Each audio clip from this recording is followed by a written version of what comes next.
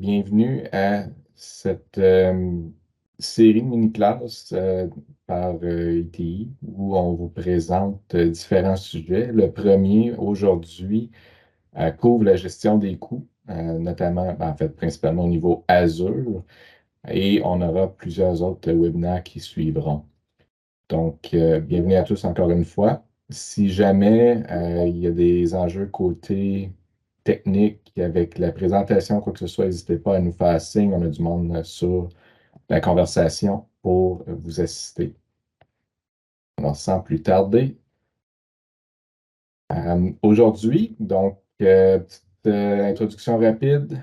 Donc, Jean-Philippe Poulain, architecte de solutions infonuagiques chez ITI.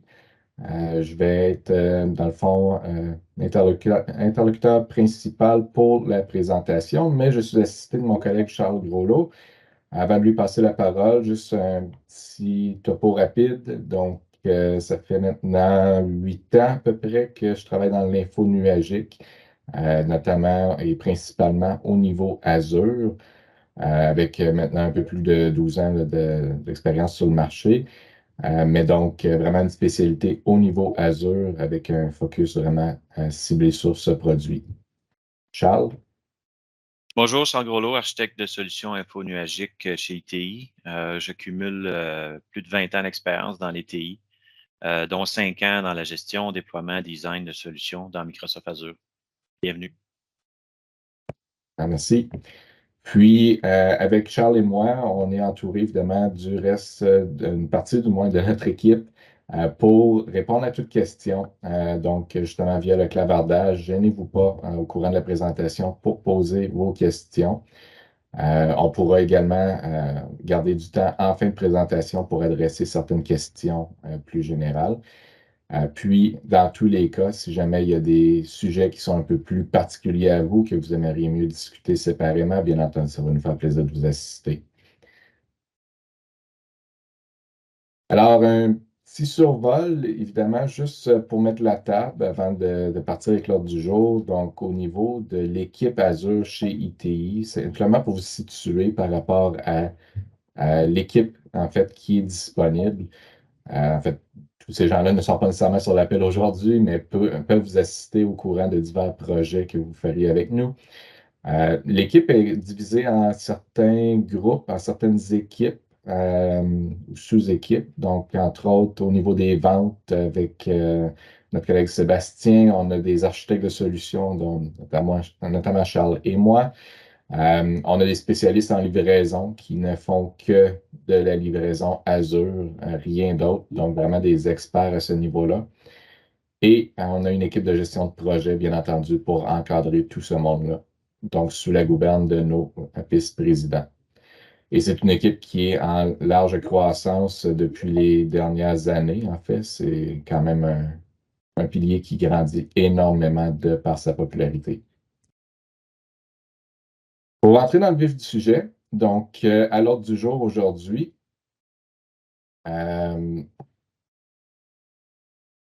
on a 4 points principaux, dont le premier, évidemment, juste une petite mise en contexte sur qu'est-ce que la gestion des coûts, comment est-ce que ça peut vous concerner et quels sont évidemment les problèmes et causes reliés à ça. On va vous présenter 4 techniques pour, dans le fond, justement, la dite gestion des coûts dans Azure, comment aller optimiser le tout. On va faire un bref récapitulatif en fin de présentation et un mot de fermeture avec les questions, s'il y en a, bien entendu. Donc, sans plus tarder, la présentation coopère. Donc, quand on parle de gestion des coûts, ou plutôt généralement, on parle de coûts qui sont hors de contrôle, bien entendu. On se fait souvent moins contacter quand tout va très bien au niveau des coûts. Donc, il y a diverses problématiques qui en ressortent, notamment, bon, justement, les coûts qui sont hors de contrôle. Parfois, ça peut être évidemment qu'on a un manque de visibilité à cet égard. C'est qu'on ne sait juste peut-être pas où commencer, où regarder pour avoir l'information. Parfois, on voit une ligne de consommation Azure et on n'y voit pas plus loin.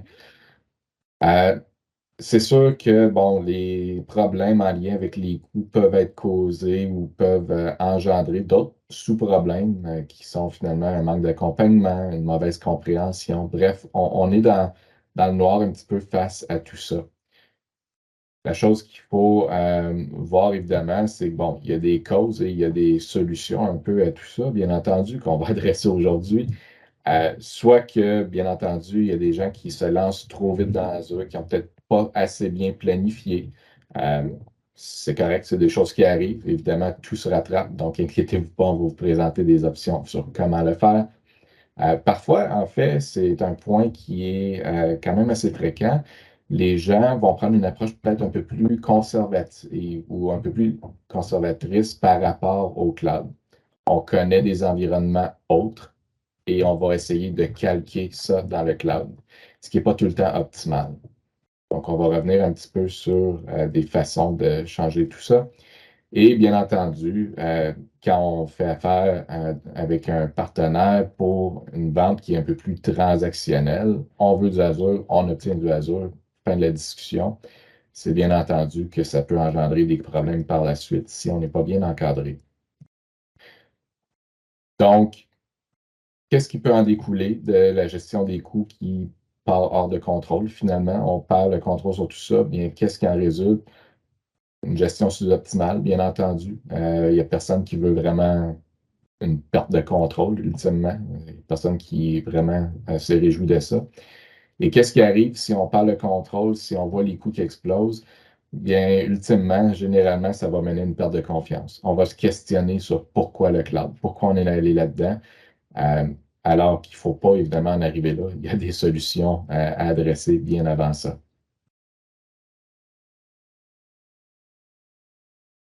Pour en arriver évidemment à une solution fonctionnelle, à une situation bien plus envieuse, euh, il y a 4 techniques qu'on va discuter aujourd'hui.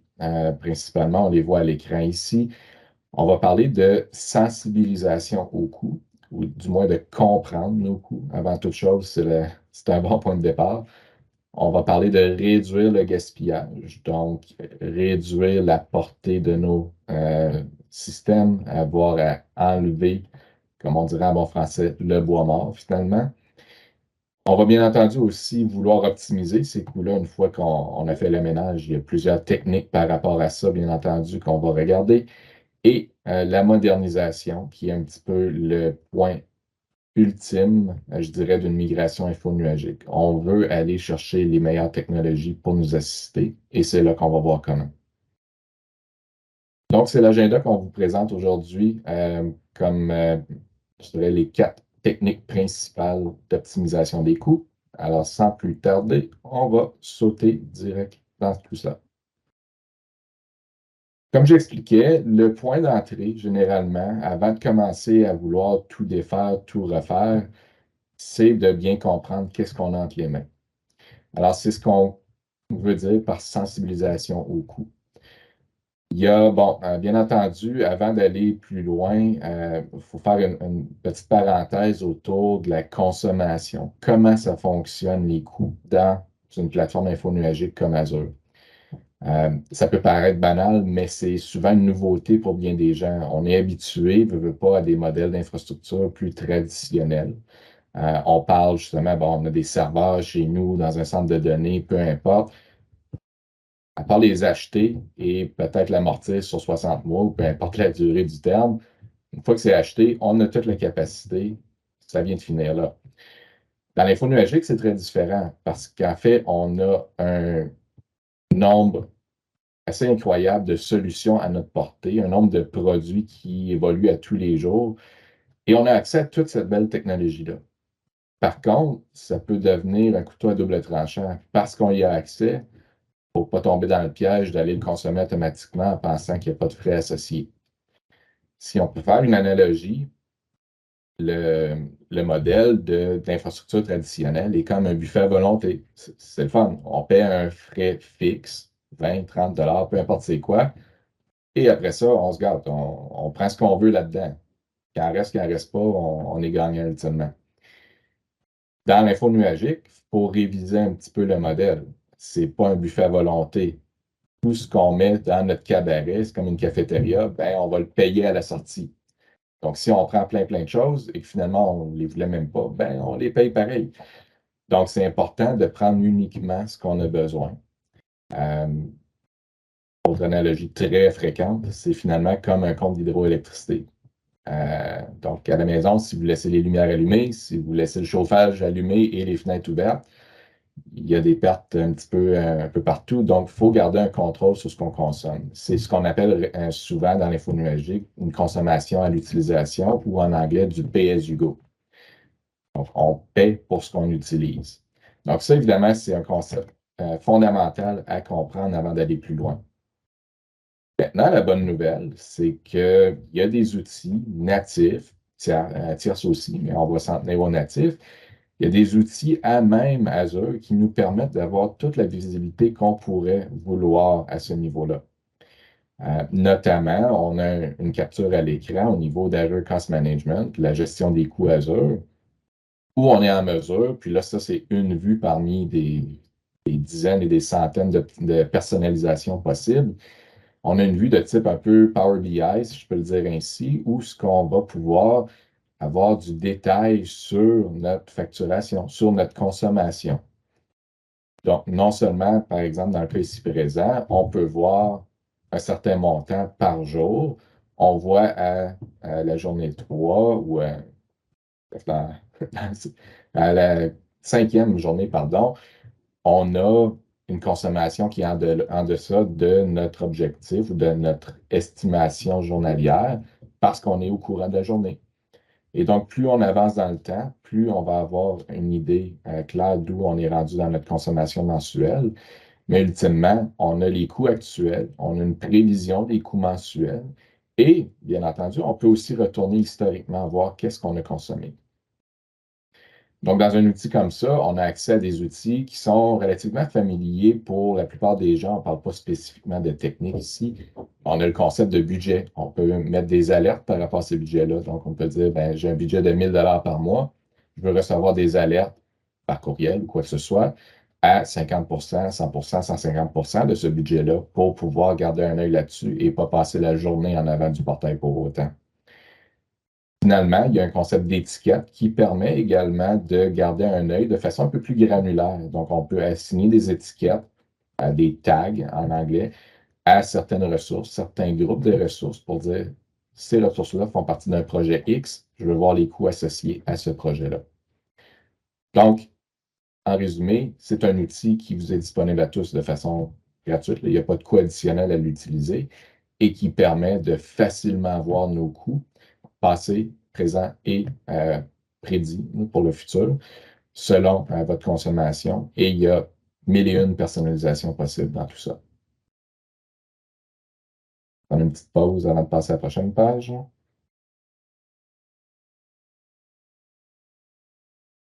Donc, une fois qu'on a compris un petit peu le concept, comment les coûts existent dans Azure, comment la consommation fonctionne, comment on peut la visualiser et garder un œil sur ça, la prochaine étape, avant de commencer à dire on va aller optimiser, c'est de réduire le gaspillage.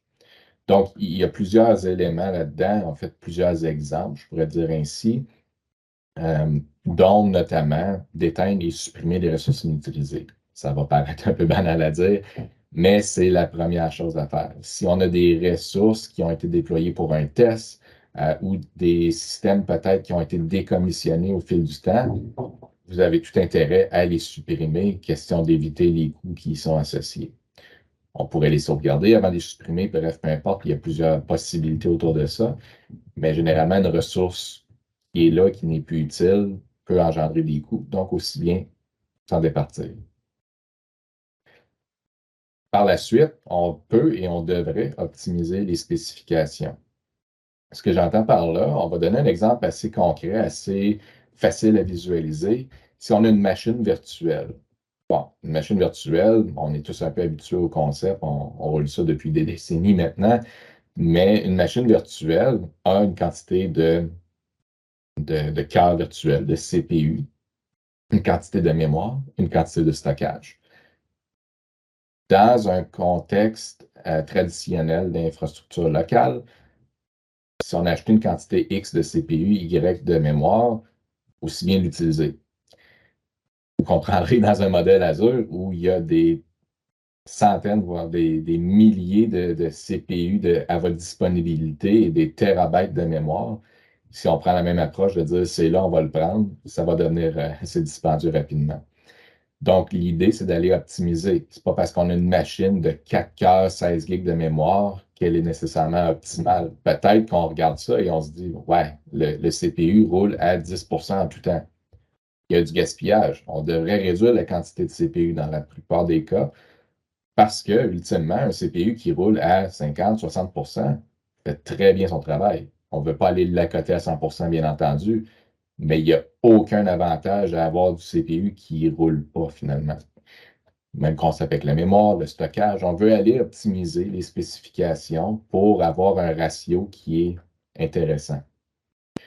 Il y a également différents types de machines, des séries de machines, certaines qui sont plus optimisées CPU, plus au niveau de la mémoire, du stockage, qui ont des cartes graphiques. Donc, on va vouloir aller chercher une famille de machines qui est optimale pour notre charge de travail. Et de la même façon, le stockage a différents tiers, du disque dur mécanique, du SSD de différents niveaux de performance.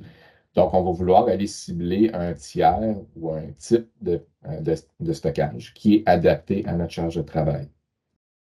Donc, tout ça, c'est des petits changements. Des fois, on va juste changer un type de disque. On sauve 4 c'est pas grand-chose, mais 4 à chaque mois pour un disque parmi combien? Si on commence à accumuler tout ça, finalement, ça s'additionne assez vite.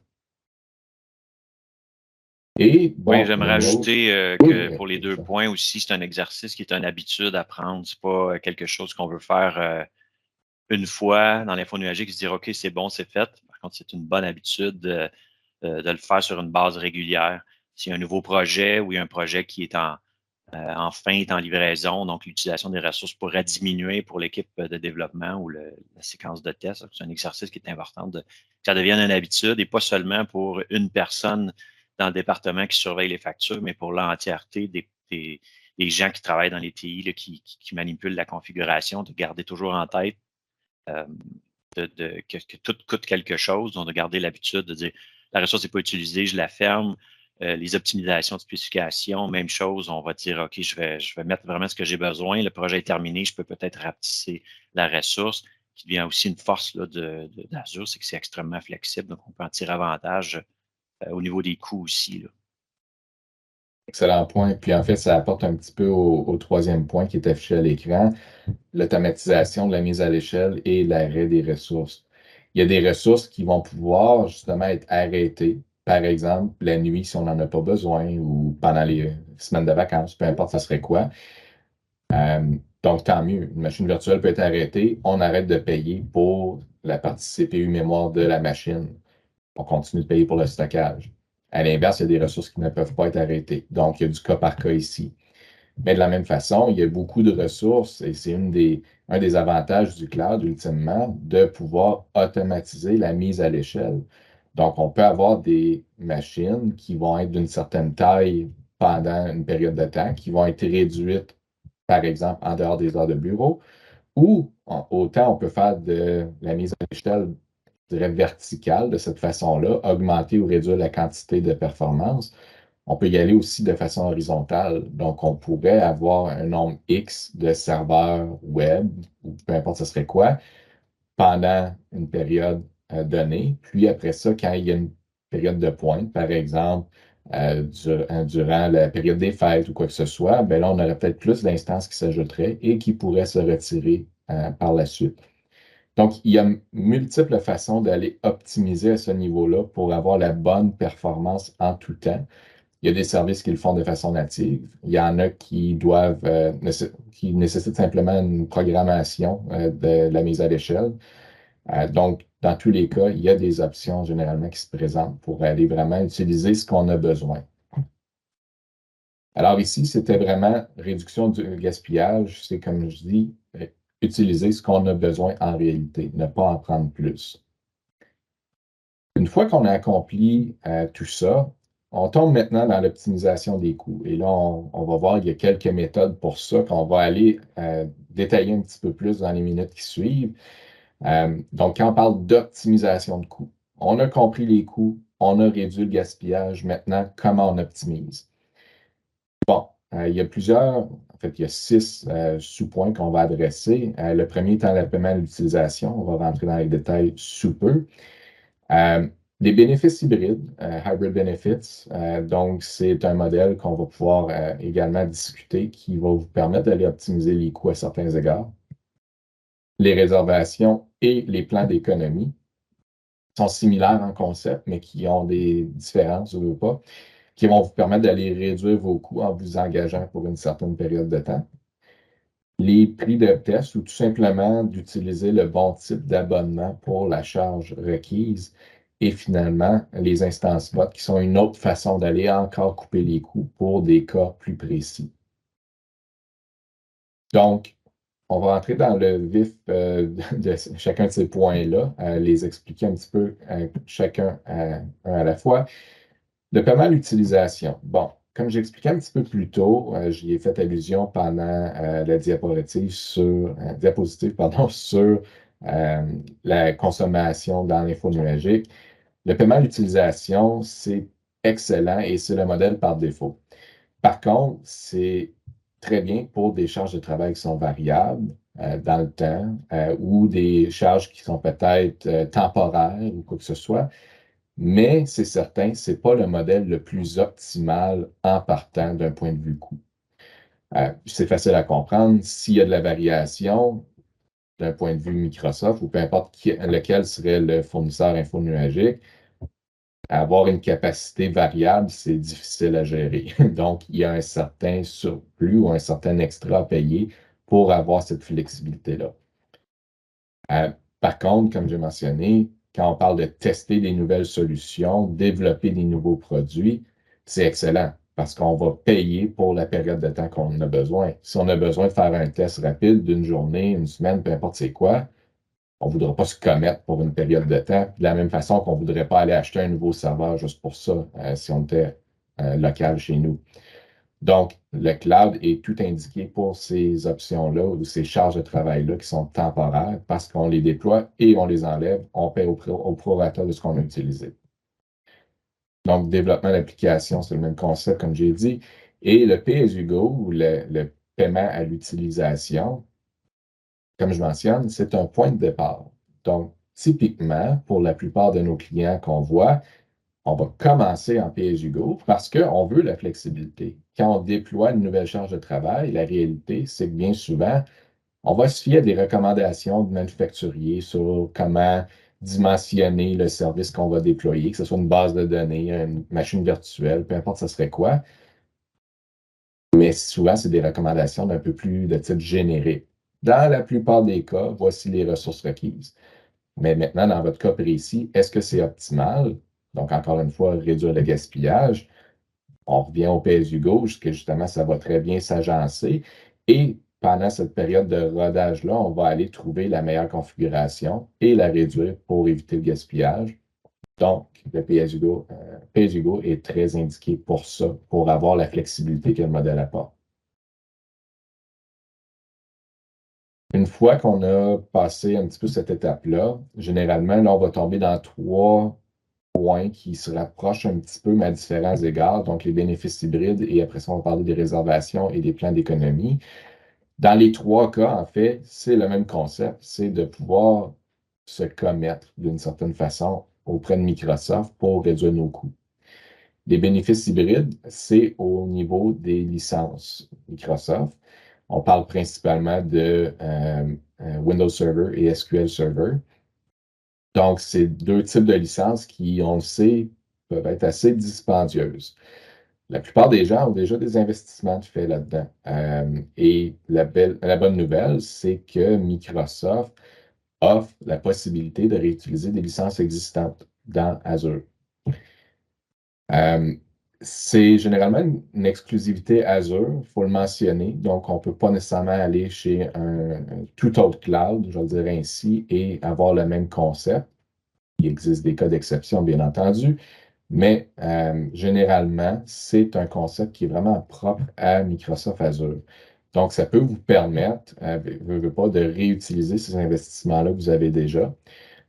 Ou bien, évidemment, d'acheter des nouvelles licences qui vont être éligibles à ce type de modèle-là. Donc, encore une fois, faire une allusion au pay-as-you-go, on peut louer une licence à toutes les heures, on va le dire ainsi, à tous les mois pour une machine virtuelle, une base de données, peu importe ce serait quoi, mais ce n'est pas le modèle le plus économique. Si on achète une licence ou qu'on apporte une licence Windows Server, SQL Server, euh, on va avoir des économies d'échelle à ce niveau-là parce qu'on se commet d'une certaine façon. Je veux mentionner qu'il y a un bémol ou un point très important à prendre en compte par rapport à ça, c'est que pour apporter ces licences-là, ça requiert d'avoir l'assurance logicielle, le fameux Software Assurance. Donc, on ne dit pas qu'on va utiliser de la mobilité de licence, parce que ce n'est pas un concept qui s'applique nécessairement à Windows Server, par exemple, mais Microsoft va nous donner une équivalence finalement pour réutiliser les licences éligibles avec l'assurance logicielle dans Microsoft Azure. Comme je dis, si vous ne les avez pas, ce n'est pas grave. Il existe des modèles pour les acheter. Évidemment, que ce soit du Open avec l'assurance logicielle, que ce soit des abonnements logiciels en CSP. Dans les deux cas, c'est qu'on va pouvoir acheter une licence pour une durée d'un an ou 3 ans, ou peu importe la durée ultimement, et on va pouvoir l'utiliser dans Azure pour avoir des économies au niveau licence. Maintenant, la licence, c'est certain que là, on parle de Windows Server, SQL Server, on parle d'un concept Microsoft, bien entendu. Il en demeure pas moins que ça vaut la peine, quand on parle d'info nuagique, d'aller vérifier quand même votre éligibilité pour tout autre type de licence. Vos licences applicatives, que ce soit du côté, par exemple, Adobe, que ce soit pour un logiciel de comptabilité, bref, peu importe ce serait quoi, ça vaut la peine de confirmer, un, que vous êtes éligible à les utiliser dans l'info nuagique, et deux, que vous avez le modèle le plus approprié ou le plus optimal. Parce qu'encore une fois, des fois, il existe des modèles différents selon le manufacturier qui vont être préférables pour différents types d'environnements. Donc, juste un petit conseil de jeter un coup d'œil à ça. Maintenant, on parlait bien entendu de licence. Ça demeure un coût non négligeable qui s'applique à différents types de services dans l'info nuagique. L'autre aspect, c'est les réservations. Donc, de la même façon qu'on peut réduire nos coûts de consommation versus du pay-as-you-go en ayant des licences, on va être en mesure de réserver certains types de ressources, que ce soit des machines virtuelles, des bases de données, du stockage de sauvegarde. Bref, il y a une douzaine, quinzaine de types de ressources qui peuvent être réservées. Le point, c'est qu'on va pouvoir avoir des économies non négligeables. On parle quand même d'économies qui peuvent aller jusqu'à 72% versus le pay-as-you-go, le paiement à l'utilisation. Donc, c'est non négligeable. Et la beauté avec tout ça, c'est que c'est de quoi qui se fait de façon automatique. Oui, il faut faire l'achat, bien entendu, ça ne se fait pas magiquement, mais une fois qu'on a acheté une ressource X pour une durée Y, le système va automatiquement détecter qu'il y a ça et appliquer la réservation ou applicable. Donc, on n'a pas d'assignation à faire manuellement, puis on supprime une machine, on en recrée une nouvelle, il faut aller réassigner. Non, non, tout ça se fait de façon automatique. Donc, c'est très facile d'utilisation. Le concept pour une réservation, c'est qu'on va s'engager auprès de Microsoft pour une durée de 12 ou 36 mois, donc 1 ou 3 ans. Et en échange, évidemment, Microsoft nous remercie de nous donner un escompte parce qu'il faut le voir de leur point de vue. Un client qui s'engage pour une durée déterminée comme ça vient grandement simplifier la planification d'une compagnie comme Microsoft qui essaie tout le temps de figurer combien de ressources ils ont besoin. Donc, ça, c'est évidemment l'avantage qui nous revient par rapport à ça. Et juste pour l'expliquer, puis après ça, je vais pouvoir expliquer un petit peu la différence entre les deux types de ressources ou d'optimisation. Il y a également un nouveau concept qui s'appelle des plans d'économie. Les plans d'économie sont très similaires aux réservations, parce qu'ultimement, on va réserver quelque chose pour une durée de 12 ou 36 mois. Je vais juste faire afficher les points. Puis, dans le fond, c'est la même durée. Mais où est-ce que ça diffère? C'est qu'une réservation va permettre de réserver une ressource précise. Donc, une machine virtuelle d'un certain SKU, donc une D2S V5 de 2 cœurs, 8 gigs de mémoire, dans une région précise, l'Est du Canada, pour une durée évidemment donnée de 12 ou 36 mois. Un plan d'économie va être plus flexible. Donc, on va se commettre à un certain montant, par exemple 5 par mois, pour à peu près n'importe quel type de ressource, que ce soit une machine virtuelle, que ce soit un web app, que ce soit du AKS qui utiliserait des machines. Bref, on va se commettre à un montant de consommation. Et après ça, peu importe vraiment, évidemment, il y a des limites. Là, on ne peut pas transférer une consommation de machine à du stockage, mais on va pouvoir, par exemple, passer d'une machine virtuelle à du web app, à du AKS ou quoi que ce soit.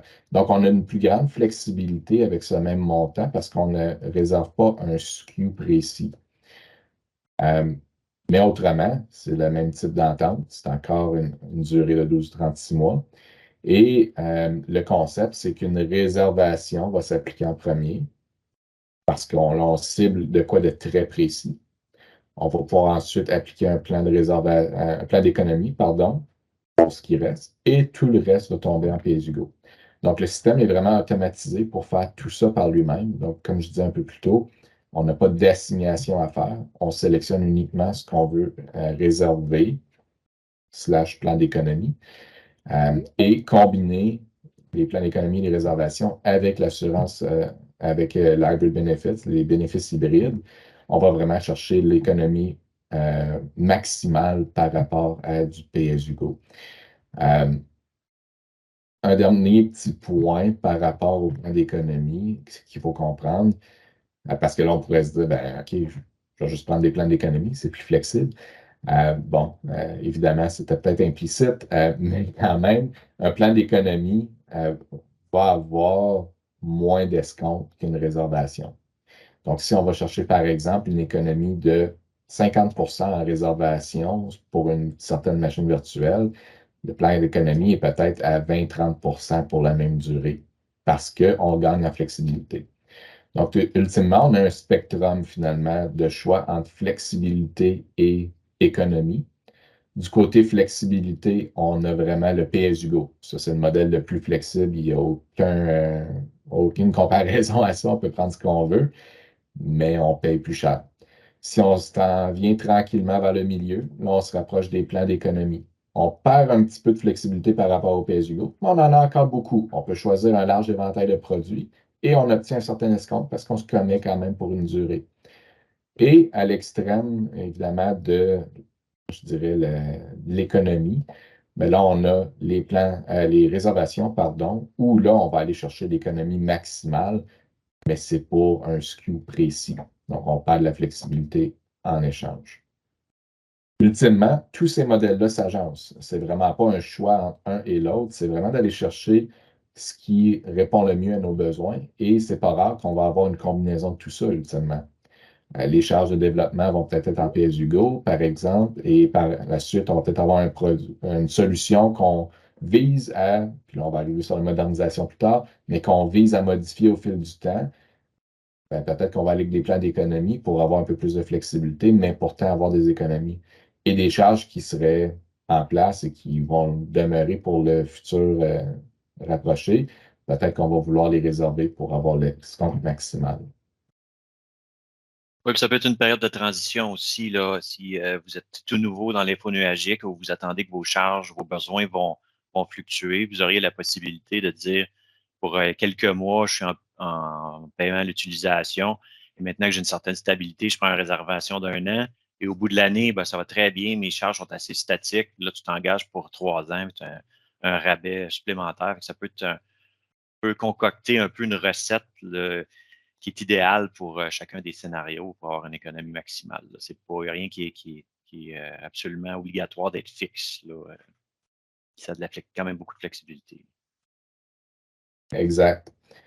Il y a une question dans le clavardage. Donc, si on réserve une machine pour 36 mois et qu'après 24 mois, ou peu importe la durée, ultimement, on décide de faire un changement. Il y a une couple de points à mentionner par rapport à ça. Donc, premièrement, évidemment, c'est un engagement. Donc, la réponse, je veux dire, officielle serait que un engagement de 36 mois ou de 12 mois doit être autant que possible respecté. Il existe des possibilités pour changer d'avis en cours de route. Je veux dire, c'est un contrat pour des ressources. Là. Ils vont pas envoyer les huissiers après vous. Ou ce que Microsoft permet des échanges ou des annulations de réservations. À noter que les règles à ce niveau-là sont vouées à changer autour de janvier 2024 pour renforcer un petit peu le concept d'un contrat, mais on est en mesure de faire des échanges. Donc, présentement, on peut retourner une réservation à Microsoft et on obtient un crédit qui est applicable à une nouvelle réservation égale ou supérieure au crédit reçu. Donc, ça, c'est une option. On peut également annuler une réservation en ce moment, et c'est là que ça va beaucoup changer, comme je dis, en janvier 2024. Les annulations sont vouées à changer un petit peu, mais présentement, du moins, on peut annuler une réservation aussi si c'était requis.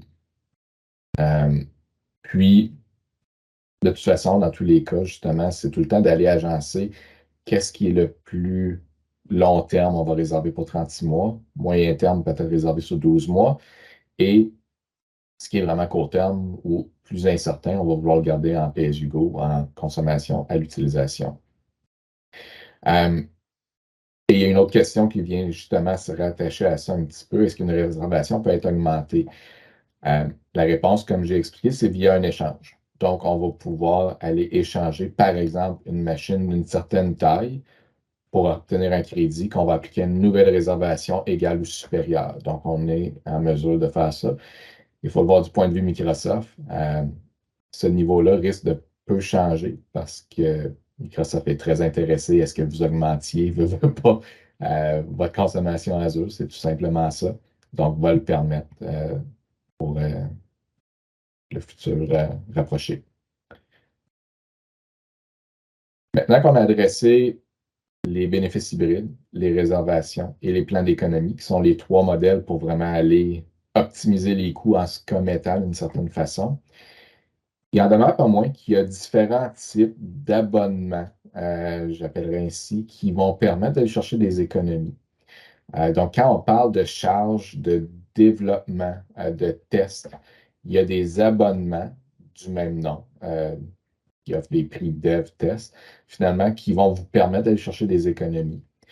C'est similaire, en fait, si vous êtes habitué au concept d'MSDN ou de Visual Studio. Ça, c'est un petit peu plus, je vais appeler personnel. Un utilisateur a un abonnement Visual Studio, un abonnement MSDN dans votre compagnie, ça, il n'y a pas de problème, mais ça va permettre d'obtenir des crédits ou d'obtenir de la consommation Azure à un individu. Si on parle d'un abonnement où on veut faire du développement, du test, mais que ce serait vraiment accédé par plusieurs personnes dans la compagnie, là, on peut aller justement du côté dev test, où c'est un abonnement qui est vraiment axé pour ces besoins précis-là. Il y a des avantages, justement, selon le plan précis qui est choisi. Et pour donner un exemple, quand on parle de ça, souvent, c'est que, comme avec MSDN, on a accès aux licences Microsoft. Donc, si on parle d'une machine virtuelle Azure, on va payer le taux Linux, façon de parler, ou ce qu'on ne paye pas la licence Windows Server. Donc, c'est tout plein de petits avantages comme ça ici et là qui vont permettre d'aller optimiser vos coûts en utilisant le bon type d'abonnement. De la même façon, c'est ça, il y a plusieurs types d'abonnements qu'il faut quand même garder en tête. Probablement que la plupart ont déjà entendu parler d'un modèle EA, Enterprise Agreement, ou évidemment, bon, CSP, Cloud Solution Provider. Ultimement, les gens ont plusieurs options quand vient le temps de consommer Azure et on doit choisir qu'est-ce qui fait le plus de sens pour un cas précis. Il n'y a rien qui empêche de mélanger. Il y a des entreprises qui ont un IE et qui ont du CSP et qui ont des abonnements peut-être directement avec Microsoft d'un point de vue acheter sur le web avec une carte de crédit. On va vraiment aller chercher ce qui répond le mieux à nos besoins précis. Ou ce que, par exemple, en CSP, le support est inclus. En IE, on a une entente à un certain terme. Microsoft travaille ça avec vous, mais où ce qu'il y a des avantages particuliers qui viennent avec ça. Donc, il faut vraiment juste choisir le bon type d'abonnement selon les besoins précis et évidemment, on peut vous aider à décortiquer tout ça. Le dernier point par rapport aux économies, je dirais, l'optimisation directement des coûts, c'est les instances spot. Rapidement, c'est un concept qui est très niche, qui est très particulier pour un besoin précis. Mais ultimement, c'est qu'on va acheter la capacité excédentaire de Microsoft à un taux réduit.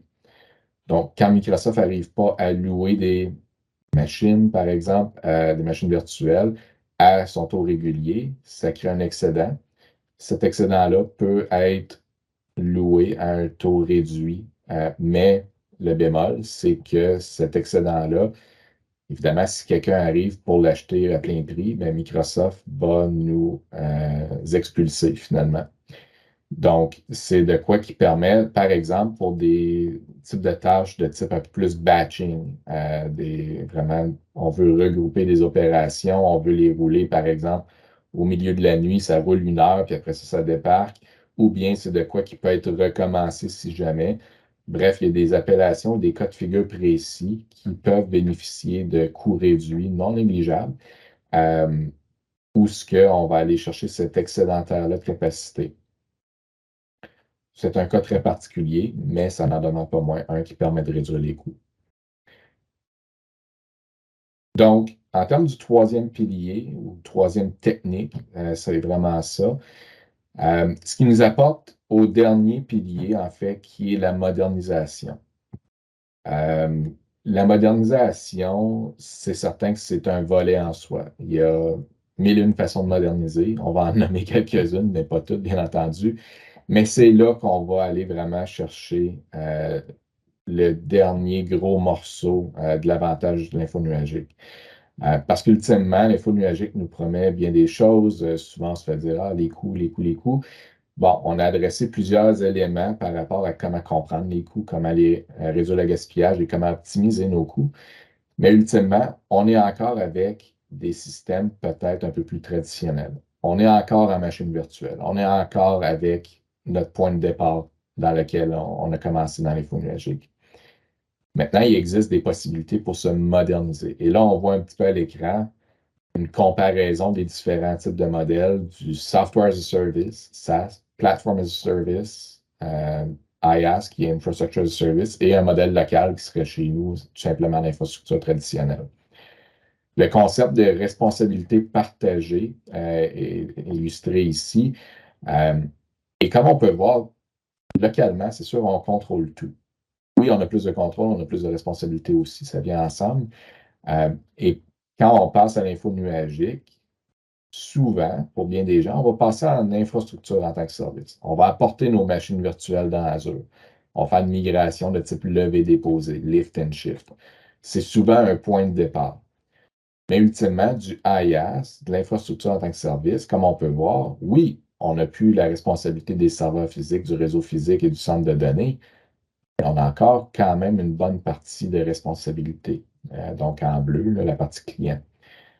Si on modernise vers du plateforme, vers du software as a service, on réduit notre responsabilité en tant que client.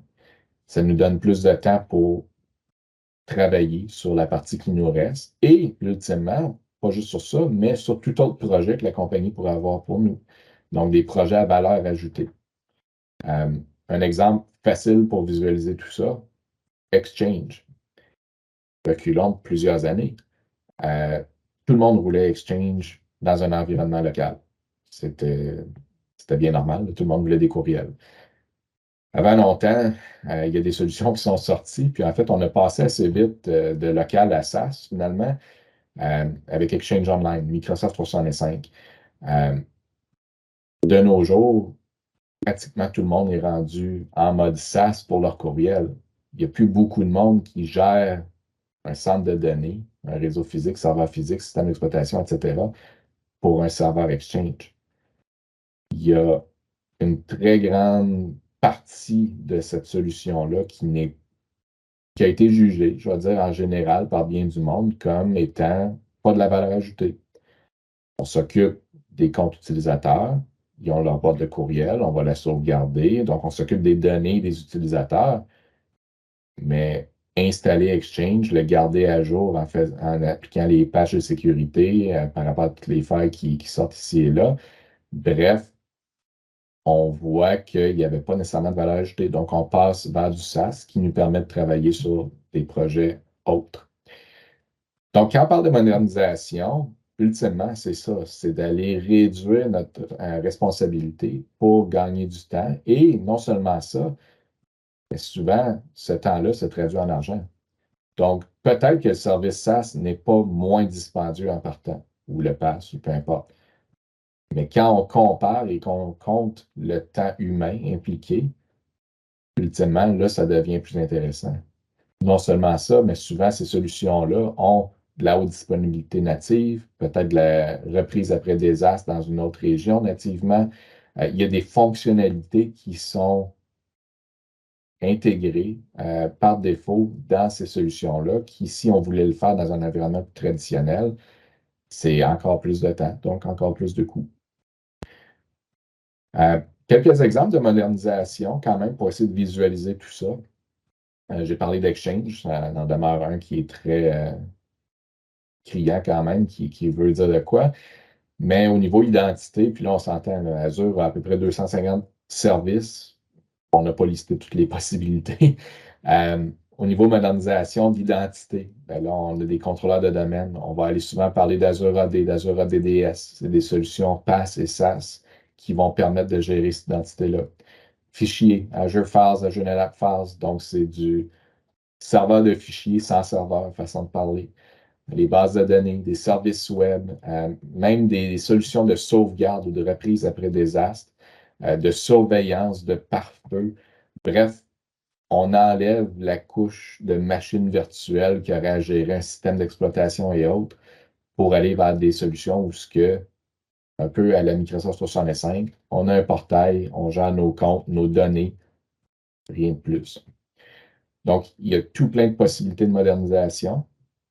Quelques exemples ici, mais ultimement, c'est pour aller chercher le dernier, je dirais, la dernière amélioration de coût possible pour votre solution. Donc, en récapitulatif, il y a vraiment 4 techniques, comme on a mentionné. Sensibiliser, donc comprendre nos coûts, les visualiser. C'est vraiment le point de départ, évidemment, à tout ça. On va vouloir réduire nos coûts en enlevant ce qui est inutile. Et après ça, on va vouloir optimiser. Et finalement, on va aller moderniser. Donc, c'est vraiment dans cette optique-là et dans cet ordre-là, généralement, qu'on va voir les étapes se produire parce qu'autrement, si on commence avec la modernisation, peut-être qu'on n'a pas optimisé avant, donc on travaille un petit peu à l'envers. Donc, c'est vraiment dans l'ordre qu'on les recommande. Maintenant, Oui, la bonne nouvelle dans tout ça, c'est sûr, ça peut paraître comme beaucoup de choses à faire, bien entendu. Euh, Azure est complexe, donc c'est certain que euh, dans tout ça, non seulement on voulait vous présenter les options, mais n'en demeure pas moins qu'ITI est également là pour vous assister. Je veux dire, ITI est un partenaire de choix au niveau d'Azure.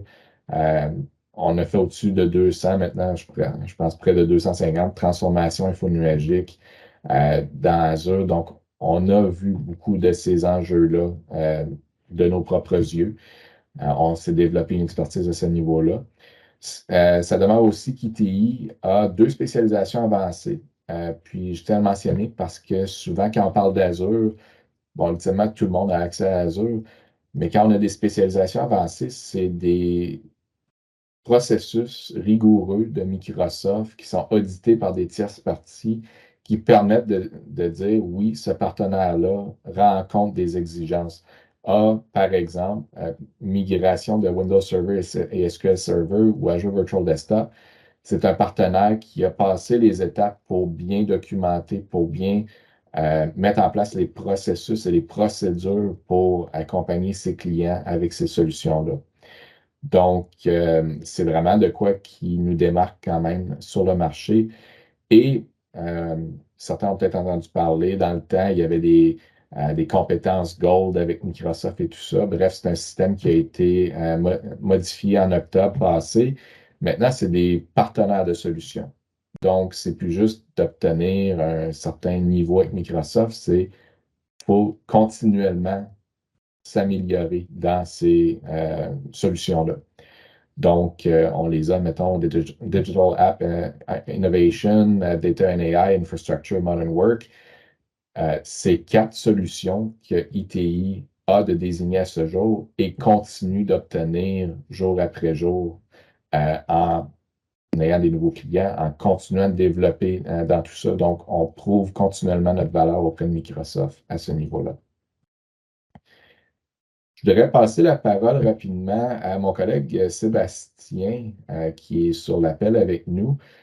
Sébastien, qui, comme j'ai mentionné d'entrée de jeu, est notre spécialiste de vente. Euh, mais juste pour la fin des deux dernières slides à peu près, je suis laissé la parole 2 minutes. Oui, bonjour tout le monde. Merci, Jean-Philippe. Donc, merci à tous de vous être joints en si grand nombre à ce premier webinaire Cloud Convo numéro 1. Il y aura 2 autres webinaires que je vais parler dans quelques instants.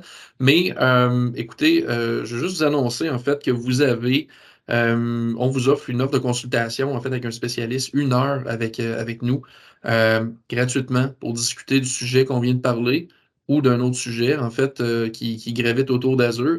La démarche à suivre est fort simple. On va communiquer avec vous pour vous proposer, en fait, puis une courte discussion pour voir quel serait votre temps souhaité, en fait, là, pour avoir accès à une ressource de notre côté.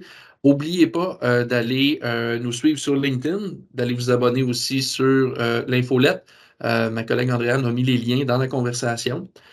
Donc, vous pouvez vous joindre à nous là-dessus. Et les 2 prochaines convocations, en fait, webinaires, donc on a bâti sur des bases solides jeudi le 6 avril. Inscrivez-vous, encore une fois, le lien d'inscription vous sera communiqué là-dessus si vous ne l'avez pas déjà eu au travers de notre infolette. Bâti sur des bases solides, tous les concepts qui englobent la landing zone, la gouvernance, comment bien démarrer vos projets de transformation infonuagique pour pouvoir bien grandir au travers de ce projet-là. Et la troisième webinaire, en fait, mon entreprise est-elle à risque au niveau de la cybersécurité, sécurité, accès, tout ça, c'est un sujet qu'on entend beaucoup ces temps-ci. Donc, ça va nous faire plaisir de discuter de ça avec vous jeudi le 4 mai. Alors, inscrivez-vous. N'hésitez pas à nous poser plein de questions. En fait, il reste 4 minutes à la présentation. Sinon, on est toujours disponible par chat, par courriel. N'hésitez pas. Merci à tous. Merci Sébastien. Puis, à ce niveau-là, comme mentionné, s'il y a des questions, on demeure disponible pour les quelques prochaines minutes. Sinon, peut-être juste mentionner rapidement,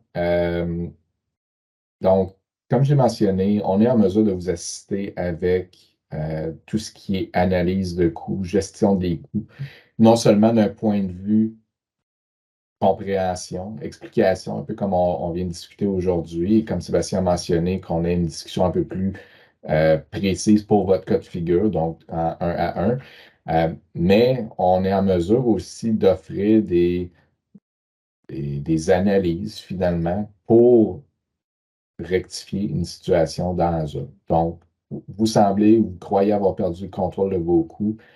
On peut simplement vous nous donner accès, on va aller consulter là-dedans, on va aller vous sortir les points qui pourraient être améliorés. On a à l'écran une analyse de coût, un cas de figure là, qu'on a fait récemment avec un client. Juste pour vous donner une idée, là, pour le contextualiser un petit peu. C'est un client qui avait quand même 20 000 de consommation par mois en Azure. Donc, c'est quand même un environnement respectable. Il y a au-dessus de 800 ressources, 37 machines virtuelles. Donc, bref, de quoi quand même d'intéressant. Mais le client semblait euh, trouver qu'il payait un petit peu trop cher. Il avait perdu un petit peu le contrôle de ses coûts. Il ne connaissait pas toutes les belles techniques qu'on a présentées aujourd'hui. Donc, l'objectif, c'est qu'on est allé justement faire l'exercice à leur place de déterminer qu'est-ce qu'il y a en place, qu'est-ce qui pourrait être optimisé selon les différentes techniques présentées. Donc, réduire le gaspillage, réserver des machines virtuelles, les bénéfices hybrides sur les licences, etc. Donc, on a fait l'analyse finalement. C'est pas une analyse qui a été trop dispendieuse dans ce cas-ci. Euh, pour le résultat qui, ultimement, ce qu'on a proposé leur sauvait au-dessus de 5 000 par mois. Donc, on a réussi à leur faire sauver quand même 25 de leur facture mensuelle avec une analyse qui s'est déroulée en dedans de environ 1 à 2 semaines, vite comme ça. Donc, c'est des choses qui, bon, évidemment, peuvent varier d'un environnement à un autre, c'est bien entendu. Tout le monde a son degré d'optimisation déjà en place, mais clairement, il y a des façons d'optimiser les coûts. Et si vous n'êtes pas en mesure de le faire vous-même, n'hésitez pas, là, vous n'êtes pas tout seul dans tout ça. C'est pour ça qu'on est là pour pouvoir vous offrir ces options-là, bien entendu. Donc, je ne vois pas de questions pour l'instant. Là, on arrive sur l'heure, donc évidemment, les gens doivent commencer à quitter. C'est pas un problème. Côté ITI, quelqu'un a quelque chose à rajouter? Non, c'est parfait. Merci à tout le monde. Oui, Plaisir merci de vous énormément à tout reparler le monde. bientôt.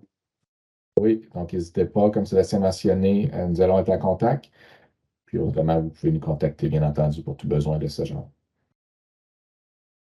Merci à tous. Bonne fin de journée. Merci, au revoir.